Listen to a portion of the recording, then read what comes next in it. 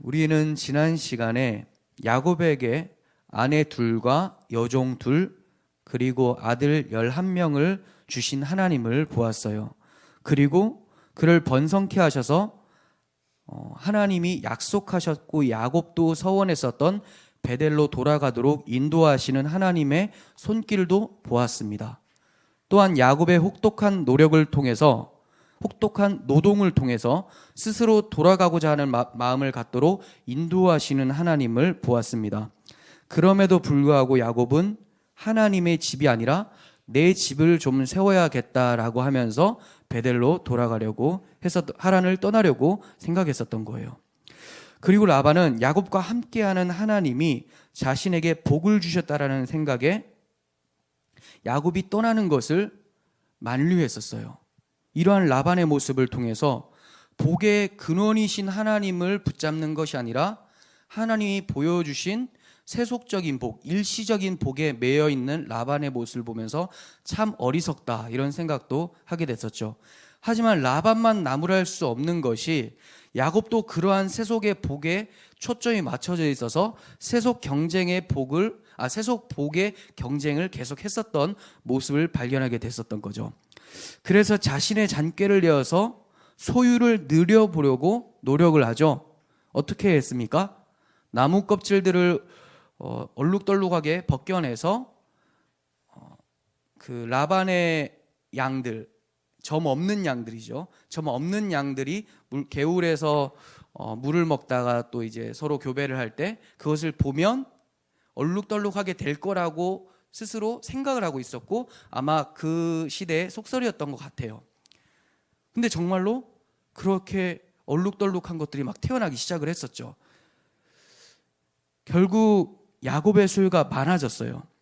하지만 이 모든 것은 야곱의 잔꾀 때문이 아니라 하나님께서 그를 번성케 해서 베델로 돌아오게 하시려는 언약 때문에 하나님의 성취 때문에 이루어졌다라는 것을 우리는 살펴봤습니다. 야곱의 출하란을 통해서 이스라엘 백성의 출애굽을 보게 되고 이스라엘 백성의 출애굽을 통해서 우리들의 영적 출애굽, 세상으로부터 분리를 우리는 보게 되었어요. 오늘은 지난 시간의 연장선이라고 말할 수가 있습니다. 하란에서의 20년의 삶을 통해서 야곱이 깨닫게 된 게 있어요. 그게 바로 타국에서도 하나님은 늘 나와 함께 하셨다라는 것과 이곳은 내가 있어야 할 곳이 아니라는 거예요. 이러한 야곱의 깨달음이 우리 삶 속에서도 적용되어지길 바라면서 오늘 본문을 보도록 하겠습니다. 1절과 2절입니다. 야곱이 라반의 아들들이 하는 말을 들은즉 야곱이 우리 아버지의 소유를 다 빼앗고 우리 아버지의 소유로 말미암아 이 모든 재물을 모았다 하는지라. 야곱이 라반의 안색을 본즉 자기에게 대하여 전과 같이 아니하더라. 야곱이 라반의 아들들이 시기와 질투로 하는 말을 듣고 부담을 느끼고 나서 외삼촌 라반의 표정을 봤더니 어떻습니까? 예전에 자기를 쳐다보는 그런 표정과는 좀 다르대요. 안색이 싹 변한 거를 보게 됐어요. 왜 변했을까요? 시기 질투심 때문이죠. 저 인간 때문에 되는 게 하나도 없구나. 저 인간이 내 소유를 다 가져갔구나. 양떼가 엄청 많아졌으니까. 자기 거라고 생각을 했는데 야곱이 다 가지고 있으니까 얼마나 억울합니까? 야곱의 속임수에 넘어갔다고 생각해서 저 어떻게 하면 저거를 다시 빼앗고 저놈을 두들겨 패버릴까? 이렇게 생각을 하고 있었던 것 같아요. 하지만 야곱은 이러한 아들들의 말을 들을 수 있었고 안색이 변한 라반의 모습을 금방 캐치할 수 있었어요. 야곱이 라반의 아들들이 하는 말을 들었다라고 본문은 얘기를 해요. 들었다. 네. 분명 야곱이 우연찮게 들은 걸로 볼 수가 있겠죠. 야곱이 그거 들어보려고 맨날 밤에 숨어가지고 들었겠습니까? 그냥 자기는 양치다가 소유가 많아지니까 너무 좋고 하다가 우연찮게 지나가다가 들었던 것 같아요. 근데 세상에서 일어나는 모든 일 중에 하나님의 손을 벗어난 우연이라는 게 존재할까요? 세상 사람들은 우연이라고 할지라도 우리가 볼 때는 그건 하나님의 필연이라는 것을 우리는 깨닫게 되는 거죠. 야곱이 브엘세바를 떠나올 때도 이러한 하나님의 섭리는 있었어요. 그때는 야곱이 들은 게 아니라 누가 들었습니까? 야곱의 어머니 리브가가 들었어요. 형 에서가 야곱을 죽이려고 하는 계획을 그의 어머니 리브가가 들었던 거죠. 보겠습니다. 27장 41절이에요. 그의 아버지가 야곱에게 축복한 그 축복으로 말미암아 에서가 야곱을 미워하여 심중에 이르기를 아버지를 곡할 때가 가까웠은즉 내가 내 아우 야곱을 죽이리라 하였더니 맏아들 에서의 이 말이 리브가에게 들림에 이에 사람을 보내어 작은 아들 야곱을 불러 그에게 이르되 내 형 에서가 너를 죽여 그 한을 풀려 한다. 리브가가 어떻게 들었을까요? 예? 어떻게 들었을까? 왜냐하면 에서가 마음속으로 지금 얘기했다고 하죠. 마음속으로. 근데 들었어요. 이거 무슨 텔레파시를 통한 것도 아니고 어떻게 들었을까요? 하나님이 듣게 하신 거죠. 느끼게 하신 거죠.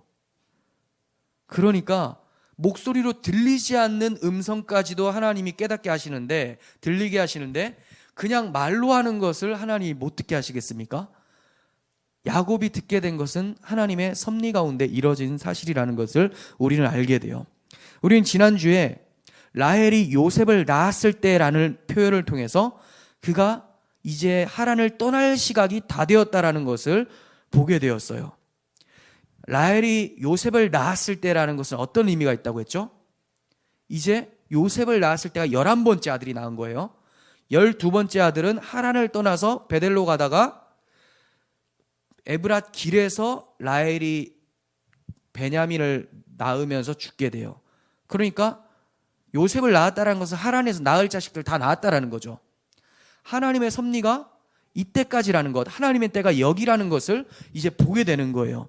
진짜 시간이 다 됐어요. 야곱이 라반에게 나를 보내어 내 고향 나의 땅으로 가게 하소서 이렇게 말을 했었습니다. 그럼에도 불구하고 야곱이 6년을 더 자기 소유를 누리려고 일을 하게 돼요. 분명히 떠날 시각이 가까웠는데, 떠나면 되는데, 14년 차에 떠나면 되는데 내가 이대로 물러설 수는 없다.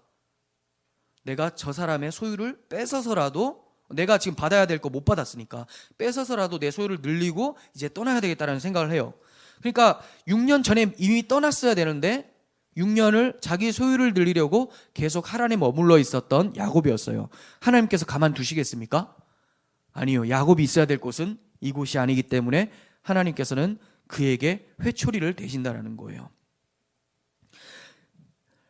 그래서 하나님께서는 야곱이 라반의 아들들의 말을 듣게 하심으로, 라반의 안색이 변한 것을 보게 하심으로 이제 정말 떠날 시각이 되었다라고 말씀해 주고 계시는 거예요. 이제 어려운 상황이 닥치니까 야곱에게는 이거 진짜 떠나야 되겠구나, 이게 느껴지는 거죠. 이게 바로 하나님의 회초리인 거죠. 자, 그리고 나서 하나님의 음성이 들려옵니다. 내 조상의 땅, 내 족속에게로 돌아가라.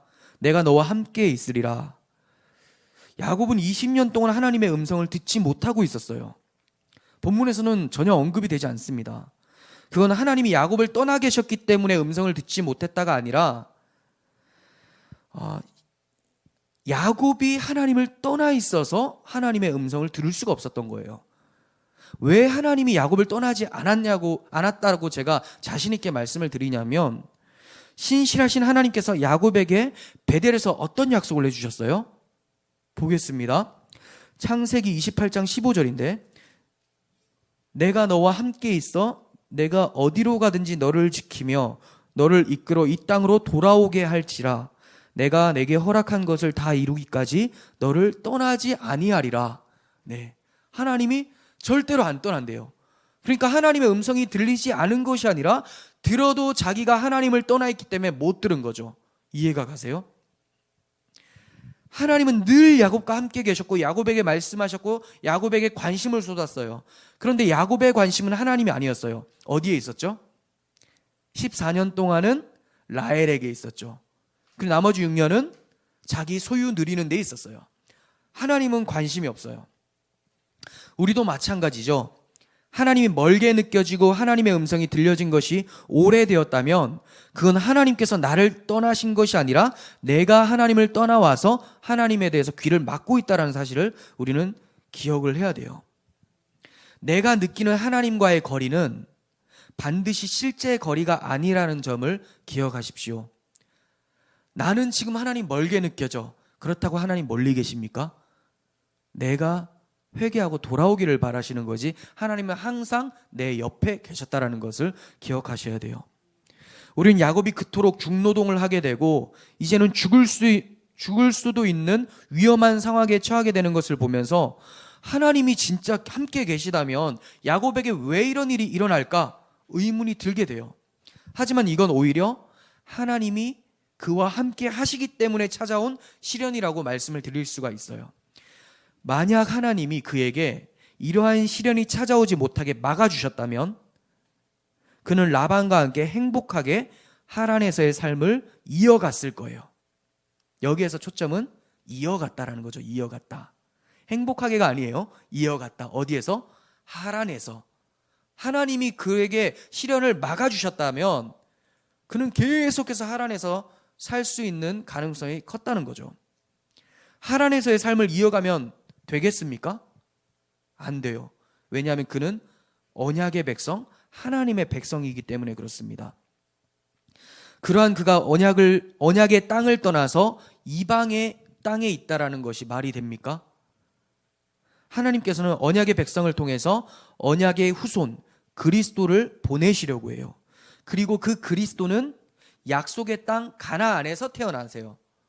그러니까 야곱이 하란에 있다 보면 예수님이 하란에서 태어나실까요?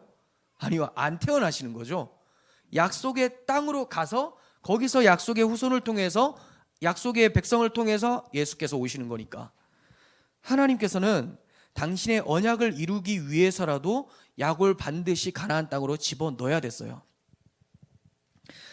그러니까 언약의 백성들은 언약의 땅에서 하나님의 언약을 붙들고 살아가야 하는 거예요. 하란이 본향이 아닌 가나안이 본향인 거예요. 언약의 백성들에겐 아브라함에게 본향과 같았었던 하란이 이제는 타국이 되어버린 거죠. 지난 시간에 말씀을 드렸었죠. 아브라함이 하나님의 부름을 받을 때가 언제입니까? 75세 때. 맞죠? 75세 때. 75세 때 어디서 부름받습니까? 하란. 그러면서 하나님께서 하시는 말씀이 하란에 있을 때 내 고향과 친척과 아버지의 집을 떠나라. 그리고 내가 너에게 보여줄 땅으로 가라. 이렇게 얘기하세요. 그러면 아버지의 집이 어디예요? 고향이 어디입니까? 하란이에요. 아브라함에게는. 그런데 하나님의 말씀을 듣고 떠나오니까 아브라함의 고향이 어디가 됩니까? 가나안이 되는 거예요. 브엘세바가 되는 거죠. 떠나간 그곳이 되는 겁니다. 하나님이 보여줄 땅, 그 땅이 하나님의 백성에게는 본향이 되는 거예요. 세상 사람들은 천국이라고 얘기하면 절대로 천국을 알지 못해요. 그들이 천국을 그려낸다 할지라도 그거는 자기들이 생각하는 세속의 최고의 가치를 장소만 옮겨놓은 것밖에 안 되죠. 근데 하나님께서 우리에게 보여주신 천국은 무엇입니까? 세속의 가치가 아니라 오히려 낮아지고 섬기는 삶, 그 안에서 하나님으로 인해서 만족하는 그 삶, 그곳이 천국이다. 이게 하나님의 백성들은 하나님께서 보여주신 천국이라는 거예요. 아브라함에게 본향은 이제 더 이상 하란이 아니에요. 하나님이 보여주신 땅 가나안이라는 거죠. 그래서 오늘 본문에서도 야곱에게 뭐라고 하십니까? 내 족속, 내 조상의 땅으로 돌아가라. 분명히 하란이 아버지의 땅이라고 생각을 했었는데 이제 완전히 바뀌어버렸어요. 그 개념이. 가나안이 내 조상의 땅이고 내 족속의 땅이다. 왜냐하면 그곳은 내가 보여준 땅이니까. 여러분 천국을 아무 때나 그리지 마십시오. 여러분 마음대로 그려놓으면 안 돼요. 그 그려놓은 천국 때문에, 세속의 천국 때문에 이단들에게 빠지게 되죠. 항상 이단들이 말하는 천국은 세속의 천국이에요. 근데 너무 안타까운 게 정통 교회라고 하는 장로교 간판 달고 세속의 천국을 말하고 있으니까 이단이 넘기기가 너무 쉬운 거예요. 근데 여러분들이 제가 지금 말씀드리는 예수님으로 만족하는 이 천국을 정말로 가슴에 그리고 있다면 절대로 넘어가지 않습니다. 근데 머리로는 아는데 가슴으로는 그리질 않아요. 그렇다면 넘어갈 가능성이 커요. 왜냐하면 머리는 가슴의 지배를 받기 때문에 마음이 움직여져 버리면 머리가 그냥 따라가 버리는 거죠. 여러분 우리가 정말 무슨 천국을 그려야 되겠습니까? 내가 너에게 보여줄 땅으로 가라. 우리는 그 땅으로 가야 되는 거예요. 야곱은 그곳으로 돌아가야 됩니다. 하지만 돌아갈 마음이 전혀 없어 보여요. 그렇다고 못 돌아가겠습니까? 하나님이 돌아가도록 그의 삶을 이끌고 가시는 것을 우리는 보게 돼요. 언약의 신실하신 하나님께서는 당신이 약속하셨기 때문에 반드시 그를 이끌어서 베델로 돌아가게 하십니다. 야곱에게 시련이 닥쳐온 이유가 바로 이거예요. 하나님의 언약 때문에, 하나님을 믿었기 때문에 시련이 닥쳐오는 거예요. 물론 시련은 하나님이 일부러 주셨다기보다는 그의 욕망으로 인해서 라반의 속임수에 걸려든 거예요. 하지만 모든 것의 주관자이신 하나님께서 이러한 시련까지도 허용을 하신 거죠. 우리에게 찾아온 대부분의 어려움들은 우리의 죄악 때문에, 욕망 때문에, 잘못 때문에 일어나는 사건들이죠. 하지만 하나님께서는 그러한 어려움들을 선하게 사용하세요. 그 선한 목적이 무엇입니까? 돌아가게 하기 위해서. 어디로? 하나님 아버지의 품으로. 대부분 우리가 어려운 상황에 처해져 있을 때는 마음이 어디에 있을 때예요? 세속에 있을 때예요. 근데 하나님이 그것을 허락하신 이유가 뭐라고요? 거기서 마음을 돌이켜서 아버지께로 향하게 하기 위해서라는 거예요. 야곱에게 닥쳐온 시련은 하나님의 음성의 외적 표현이었어요. 다시 말씀드릴게요. 야곱에게 다가온 이 시련은 하나님의 음성의 외적 표현이었어요. 하나님 왜 나에게 말씀 안 하실까? 하시지 말라는 거예요. 여러분, 환경을 통해서 하나님은 말씀하고 계시는 거죠. 우리가 깨어있지 못하기 때문에, 하나님을 멀리하기 때문에 하나님의 음성을 못 듣는 거지, 우리는 모든 순간순간 상황 속에서도 하나님이 나를 어떻게 사랑하시고 나에게 무엇을 말씀하시는지를 발견할 수가 있어요. 라반과의 사이가 안 좋아지니까 야곱에게 하나님의 음성이 들리기 시작한 거예요. 관계가 틀어지다 보니까 돌아가라고 하는 하나님의 말씀이 진짜 지당한 말씀이라는 것으로 다가오는 거예요. 라반과의 관계가 틀어지니까. 관계가 굉장히 좋은데 하나님께서 돌아가라라고 하면 무슨 생각할까요? 잘못 들었나? 이래요. 뭔가 여러분들이 계획한 것이 세속적인 건데 탄탄대로로 막 뚫려가고 있어요. 근데 하나님, 기도하는데 하나님이 돌아가라 이런 마음을 주세요. 아이, 말도 안 되지. 하나님이 나를 밀어주시는 분인데. 뭐 이런 찬양 많이 하잖아요. 일어나 걸어라 내가 새 힘을 주리니, 맨날 이러면서 끌고 간다고, 밀어준다고. 그거 밀어주십니까? 아니요. 하나님께서 오히려 세속으로부터 밀어내시는 거죠. 근데 자기가 거기에 빠져 있다 보니까 하나님이 돌아가라라고 할 때도 내가 잘못 들은 걸 거야. 이건 마귀야. 그게 하나님인데. 지금 가고 있는 것이 마귀의 길인데 우리는 그걸 헷갈려해요. 그 상황이 틀어질 때 비로소 하나님의 음성이 정말 맞는 말이구나 느껴지는 거죠. 가만히 있게 되면 어떻게 됩니까? 야곱이 죽는 거예요. 잡혀서 죽어요. 하나님 정말 이제 나를 도우시는구나 느끼게 되는 거죠. 그러니까 전혀 돌아가고 싶은 마음이 없는 야곱에게 돌아가고 싶은 마음이 들도록 하나님이 시련을 통해서 인도하고 계시는 거예요. 이게 바로 은혜죠. 하나님의 품을 떠나는 것에 익숙한 야곱이 하나님의 품이 익숙하도록 하나님이 바꾸어가고 계시는 거예요. 우리가 지금 하나님의 품을 익숙하게 찾고 있다면 그건 순전히 하나님의 은혜로 인한 변화입니다. 우리는 원래 태생이 마귀로부터 구속되어 잡혀있는 사람이었기 때문에 하나님의 품을 익숙해 하지를 않아요.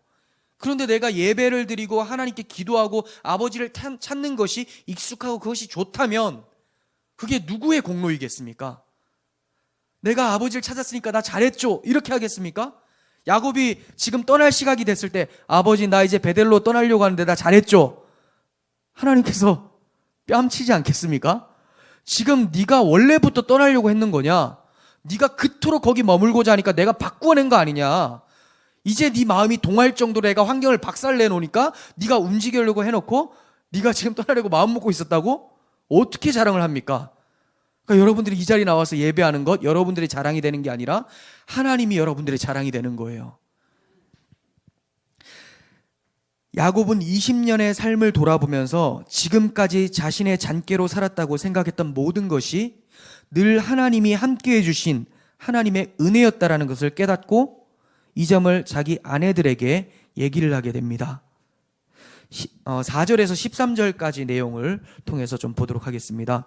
4절과 5절 먼저 보겠습니다.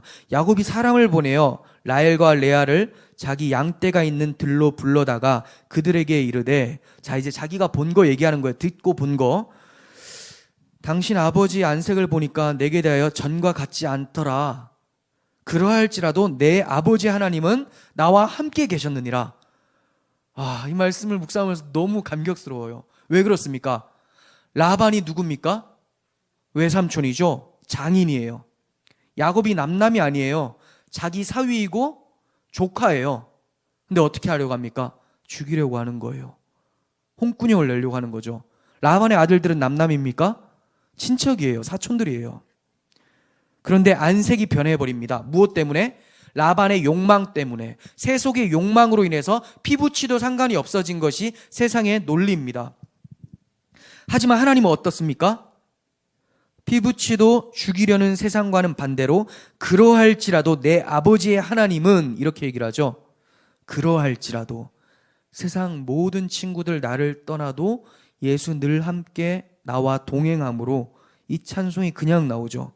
모두가 다 떠나도 하나님은 함께 계신다라는 것을 야곱이 언제 알게 돼요? 하란 생활 20년 만에 알게 되는 거예요. 많이 돌고 돌았죠. 많이 걸렸습니다. 야곱이 얘기를 할 때 이렇게 얘기해요. 내 아버지의 하나님, 이렇게 얘기합니다. 무슨 뜻입니까? 내 아버지 하나님. 언약의 신실하신 하나님이라는 것을 야곱이 지금 깨달았다라는 거예요. 아버지 이삭에게도 약속을 지켜주셨던 그 하나님이 이제는 내게도 약속을 잊지 않으시고 반드시 지켜주신다라는 것을 고백을 하고 있는 거예요. 세상은 변해도 하나님의 약속은 변함이 없습니다. 세상에 변하지 않는 것이 있습니까? 다 변해요. 비닐봉지입니까? 안 썩는다고? 변합니다. 태우면 없어지는 것, 그게 변하는 거죠. 다 없어집니다. 하지만 하나님의 말씀, 하나님의 약속은 반드시 이루어져요.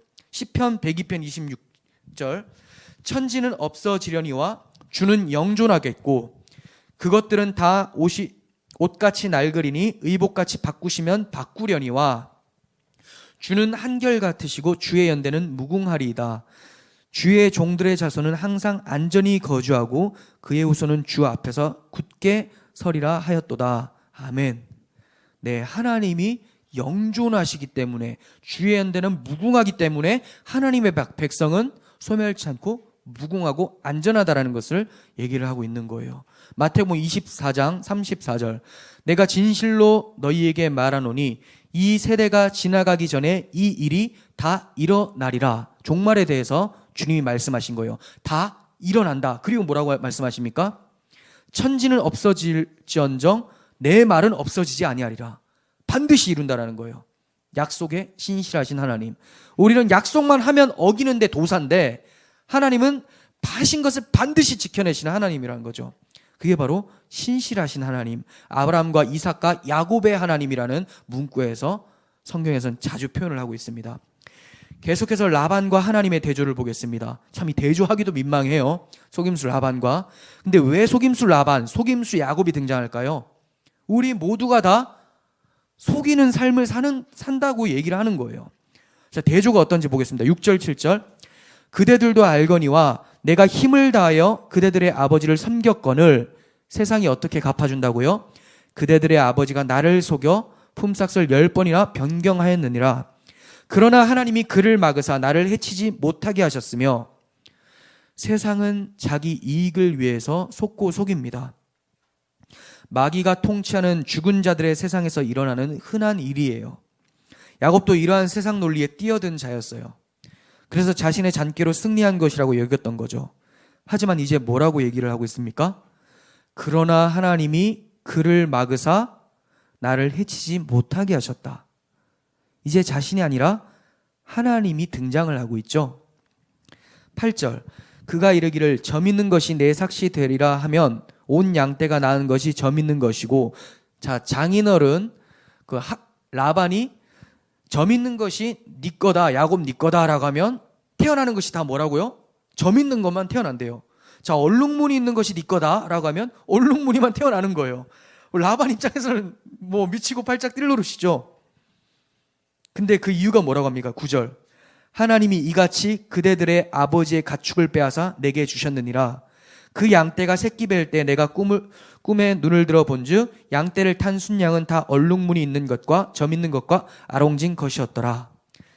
네, 지난 시간에도 언급했지만 야곱은 자신의 이상한 신념으로 또 전해지는 속설로 잔꾀를 부렸고 야곱은 잔꾀로 인해 결과를 얻었다고 처음에는 생각을 했을 거예요. 그런데 지금 20년 끝나고 나서 어떻게 생각을 하고 있습니까? 하나님이 주신 거였구나. 저는 이 문맥을 다 파악하기 전까지는 여기서도 야곱이 하나님을 팔아먹네라고 생각을 했는데 하나님께서 보여준 꿈이 그게 아니라는 걸 보여줘요. 꿈에 보니까 그 얼룩무늬 있는 놈이 양을 타고 있다고 하죠. 순놈이. 그 말은 교배가 되었다라는 거예요. 지난 시간에 말씀드렸죠. 야곱이 얼룩무늬 있는 것과 없는 것을 분류하기 전에 이미 그 둘이 교배가 된 상태에서 계속해서 태어나는 것들은 얼룩무늬 있는 것들이 태어나는 것을 보게 되었죠. 그래서 자기 잔꾀가 통한 것이 아니라 내 잔꾀에도 하나님께서는 하나님의 능력으로 내게 갚아주셨다. 왜냐하면 그거는 야곱이 받아야 될 몫이었으니까요. 자기가 일한 대가였으니까. 그래서 아내들에게도 하나님이 하셨다 이렇게 고백을 하고 있는 거예요. 어떻게 이러한 고백이 나올 수 있습니까? 꿈에서 보았다고 그러한 고백이 나오겠습니까? 하나님이 말씀하신다고 그러한 고백이 나오겠습니까? 그렇지가 않아요. 그의 심령이 시련을 통해서 가난해졌기 때문에 그래요. 그러한 가난한 심령 가운데 꿈이 해석되어지고 음성이 밝히 들리게 된 거예요. 하나님이 아무리 말씀하셔도 안 들리는 사람은 안 들립니다. 아무리 환상을 보고 꿈을 봐도 몰라요. 해석을 못하죠. 그런 게 있다고 말씀하는 게 아니라 예전에 야곱에게 보여줬던 게 그가 심령이 가난하지 못하면 시련을 통해서 만신창이가 되지 않는 한 하나님의 음성이 들리지를 않는다는 거예요. 이제 야곱은 아내들의 동의를 구하고 하란을 떠날 채비를 합니다. 하나님의 거룩한 분리가 일어나는 시점이에요. 이 분리는 시련이라는 눈에 보이는 하나님의 말씀으로 일어난 것임을 살펴봤어요. 내 뜻 같지 않고 일이 엉뚱하게 흘러가는 것 같아도 그러한 상황으로 인해서 마음을 하나님께 두게 되었다면 이건 하나님의 인도하심, 하나님께서 함께 하심이라는 것을 기억했으면 좋겠습니다. 우리는 지금 어느 시점에 있는지 돌아봤으면 좋겠어요. 야곱의 인생 중에서 몇 년째 있을까요? 야곱이 라헬을 얻은 후 소유도 늘리려고 했었던 14년째인가? 아니면 이곳에서 더 이상 살 수 없다라고 느끼는 20년째인가? 야곱에겐 20년이었던 기간이 우리 모두에게는 조금 줄었으면 합니다. 끝으로 야곱에게 말씀하신 하나님의 음성을 우리 가슴에 새기고 그 품으로 돌아가는 우리들이 되기를 소원합니다. 13절 함께 읽도록 하겠습니다. 시작. 나는 베델의 하나님이라 내가 거기서 기둥에 기름을 붓고 거기서 내게 서원하였으니 지금 일어나 이곳을 떠나서 내 출생지로 돌아가라 하셨느니라. 아멘. 우리의 출생지는 하나님이 만나주신 베델 언약 예수 그리스도 아님을 기억합시다. 기도하겠습니다. 하나님 아버지 감사합니다. 아버지, 우리가 야곱과 같이 아버지를 떠나서 방황하며 또 아버지 없이 아버지께 관심 두지 않고 라헬에게 관심 두고 내 소유에 관심을 두었는데 하나님께서는 그러한 우리를 찾아와 주시고 야곱을 변화시켰던 것처럼 하나님, 우리도 다시 한번 하나님의 변화를 기대합니다. 아버지의 품으로 돌아가기를 원합니다. 지금 있는 우리가 마음 쏟고 있는 이곳이 우리의 본향이 아니라 아버지께서 부르시는 그 아버지의 품이, 아버지의 언약이 그리스도 안이 우리의 돌아갈 곳임을 다시 한번 고백하오니 그곳 안에서 살 수 있도록 도와주옵소서. 예수님의 이름으로 기도합니다. 아멘.